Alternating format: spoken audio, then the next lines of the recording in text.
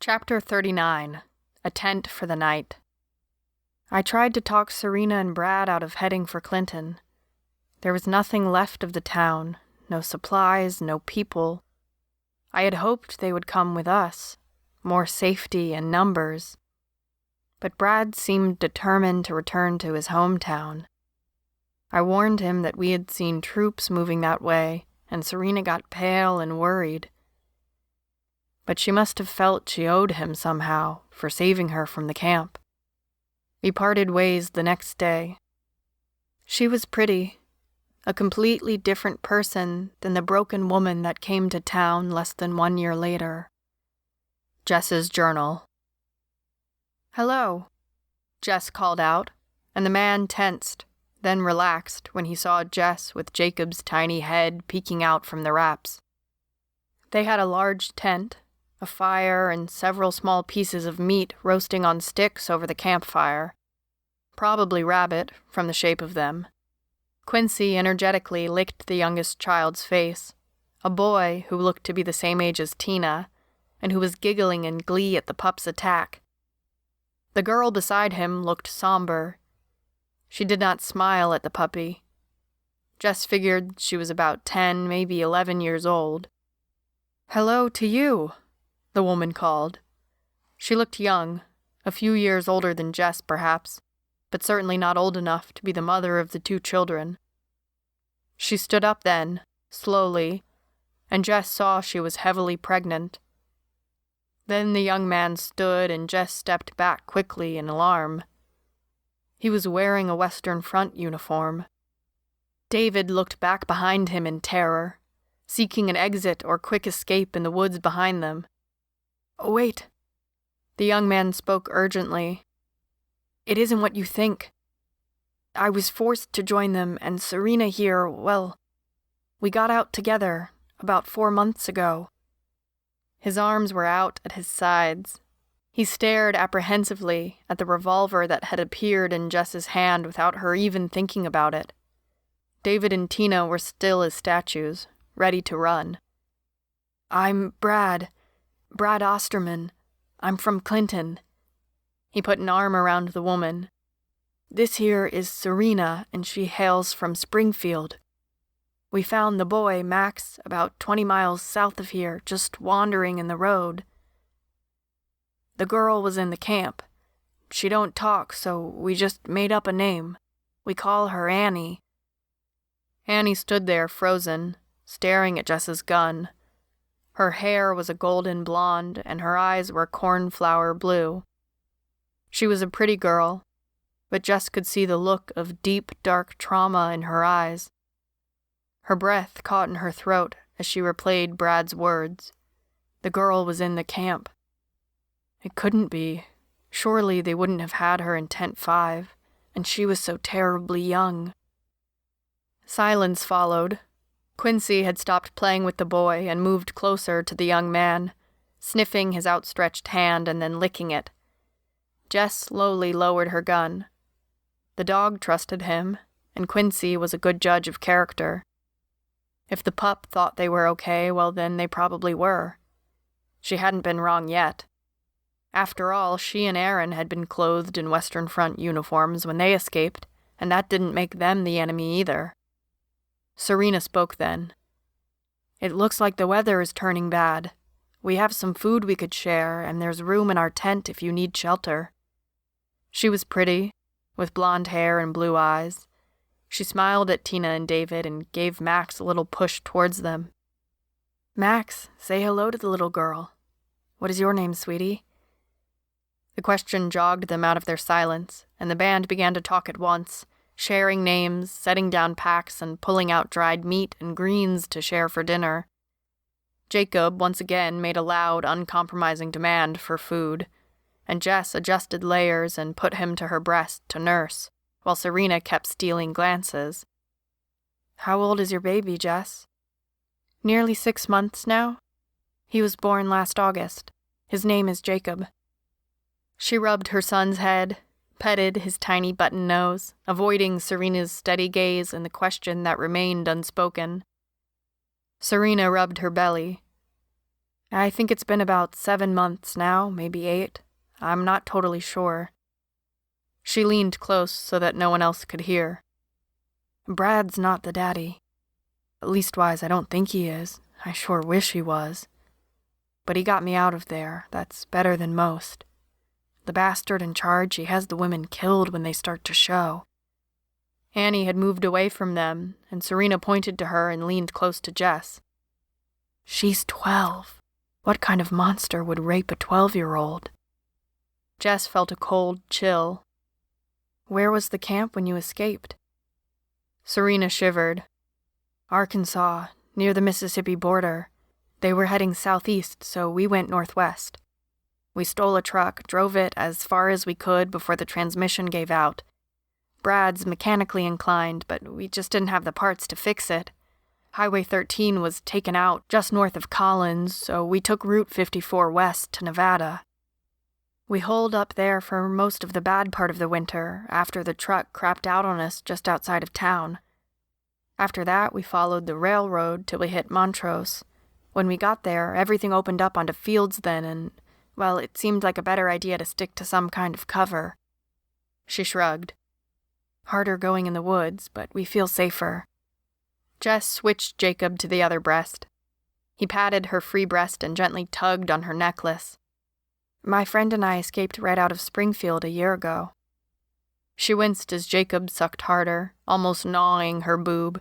She wondered if he was teething. She died a few months later. It happened last fall, just 2 days' walk east of here. Serena's expression tensed. Was she pregnant? Did she... She gulped and looked pale. Did she die in childbirth? No, oh no. Jess felt bad. Obviously, the woman was scared about giving birth without a doctor and a hospital. Soldiers found us, and I didn't get to her in time. They shot her. She realized it was the first time she had talked about Aaron since a few days after the farmhouse, when she had told Madge their story. It was less painful this time. Still a wound, but not as painful as those first few days. But you, Serena looked uncomfortable and looked down at her belly. At least, well, you know what happened to me. She stole a glance at Brad, who was admiring David's compound bow and arrow a short distance away. They weren't all bad. Brad came to see me often, and he got us both out of there when I told him I was pregnant. She shuddered. That bastard Cooper, he... Jess interrupted. It felt like all of her blood had turned to ice, and... Did you say Cooper? Yeah, Scott Cooper. I'll remember that son of a bitch's name till the day I die. Serena practically spat. He raped me over and over the first night after I was taken. I could barely walk for most of a week, and little Lucy Abernathy, oh God, poor Lucy. Her body tensed. Lucy was up on his roster the next night. He hurt her so bad she killed herself 2 days later. Tears welled up. She was only 14, shit, and I used to babysit her on Tuesday nights when her mom bowled in the league. Serena's hands were shaking. I pray every day that this baby is Brad's, but I know it isn't. It's that bastard's. She looked up, gazed hard into Jess's eyes. You think I'll be able to love it, even if it is from him? 1,000 memories flitted through her mind, but through the fog of pain and fear, Jess remembered the moment she had first held her son. The love she had felt, the strange and deep sense of healing. She stole a glance at Jacob, quietly nursing at her breast, his eyes locked on her necklace. His hair was jet black, but he had her eyes. Jess's reply was simple and direct. Yes. Quincy's muffled bark disturbed their intense exchange. In her mouth she held a jackrabbit, the animal's long legs kicking futilely. Damn, I like this dog, was the only comment Brad made. As the first flakes of snow began to fall, they had it skinned, gutted, and roasting over the fire. A can of green beans was opened and passed around, along with a small bag of smoked venison and berries. Tina sat next to the boy, chattering away, the older girl Annie watching silently. At their feet, Quincy gnawed contentedly on a handful of bones and the remains of a half-rotten squirrel she had dug up from somewhere. There wasn't much, but the meal took the edge off of everyone's hunger. The flakes began to swirl with intensity as dinner ended and the light faded. They doused the fire to avoid any unwelcome notice, and everyone piled into the tent. It was a tight fit, but the combined body heat soon made the tent toasty warm. When in doubt, sleep. And that is just what the group did, except for Jess. The sounds of the others stilled and were replaced by relaxed, slow breathing and the occasional soft snore from Tina, who had what sounded like the beginnings of a head cold. Jess lay awake on the hard ground, eyes wide open and staring into the dark. Scott Cooper. Old Coop had said his son's name was Scott, but lots of people had that name, right? Cooper was a common name. It didn't mean that old Coop's son was the same son of a bitch that had raped Serena, Aaron, Jess, and countless others. It could be anyone, right?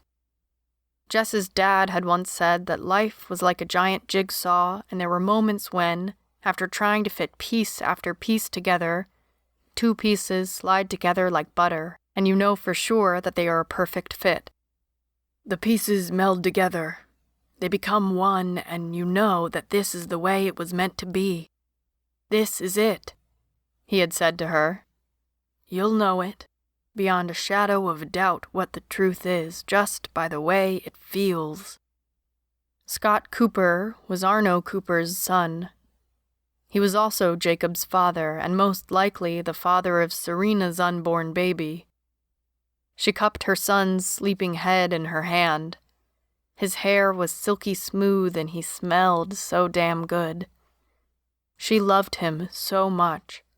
All that he was, all that he would grow up to be, would be of her and by her. His dark hair was the only suggestion of his father so far. Jess suspected Jacob would also be handsome, may have the same high cheekbones and dashing good looks. The devil himself couldn't be better looking than Scott Cooper. But she knew, deep in her heart, that was where the resemblance would end. Jacob would be good and kind. She would make sure of that. She would raise her son to be the antithesis of his father. And what of Scott Cooper? The father of her son? The father of Serena's baby? She didn't love her son any less. But she swore to herself on that night that she would find him someday. She would find Scott Cooper. Maybe she'd even have to stand in line for the chance, but she would do her best to kill him. The thought made her smile. It was a good thing she was the only one awake, and that it was dark. The smile would have scared the shit out of the rest of the tent's inhabitants. And with that vow firmly in place, she allowed sleep to steal her away.